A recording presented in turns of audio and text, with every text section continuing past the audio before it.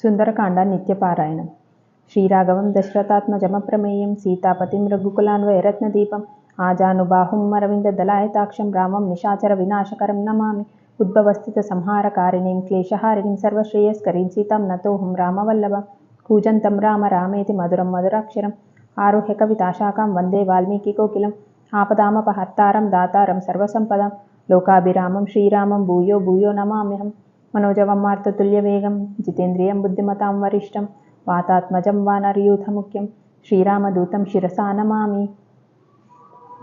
రావణుని ప్రాసాదంలో కూడా తన అన్వేషణను పూర్తి చేసి సీత జాడను కనిపెట్టలేకపోయిన హనుమంతుడు ఆమె ఇక జీవించి లేదన్న నిర్ధారణకు వచ్చాడు. అతని హృదయం విషణ్ణమైంది.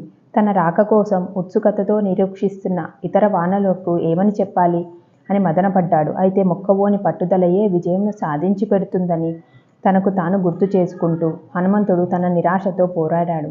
అప్పటికి ఉత్తమ ఫలితాలనే ఆశిస్తూ ఇంకా మరుగున ఉండిపోయిన స్థలములలో ఆయన వెతకటం సాగించాడు. కానీ లంకా నగరమును పదే పదే గాలించిన హనుమంతుడు పూర్తిగా నిస్పృహ చెందాడు. సీత లంకలో ఉన్నదని సంపాతి నమ్మకంగా చెప్పినప్పటికీ హనుమంతుడు మాత్రం ఎక్కడా ఆమెను కనిపెట్టలేకపోయాడు. ఏమి జరిగి ఉంటుందనే విషయంపై పరిపరి విధములా ఊహించసాగాడు.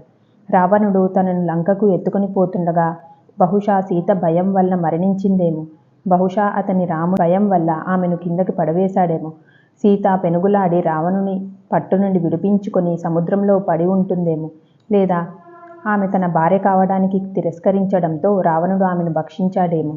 అంతటా హనుమంతుని ఆలోచనలు తాను రాముని వద్దకు తిరిగి వెళ్ళి తన వైఫల్యంను నివేదిస్తే జరగగల వినాశకర ఫలితాల వైపు మళ్ళాయి.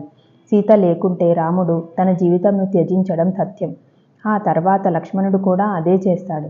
రామలక్ష్మణుడు మరణించారన్న వార్త వినగానే భరత శత్రుఘ్నులు కూడా తమ జీవితాలను అంతం చేసుకుంటారు. 4 పుత్రులు గతించడంతో 3 మాతృమూర్తులు శుష్కించి మరణించడం తథ్యం. తాము వైఫల్యం చెందినందువల్ల అవమాన భారంతో సుగ్రీవుడు, అంగదుడు తదితర వానరులంతా తమ జీవితాలను త్యజిస్తారు. అందువల్ల నేను వెళ్ళకూడదు. నేను ఇక్కడనే ఆత్మహత్య చేసుకోవడమో, సన్యాసిగా శేష జీవితాన్ని గడపడమో చేస్తాను అనుకున్నాడు. జై శ్రీరామ్.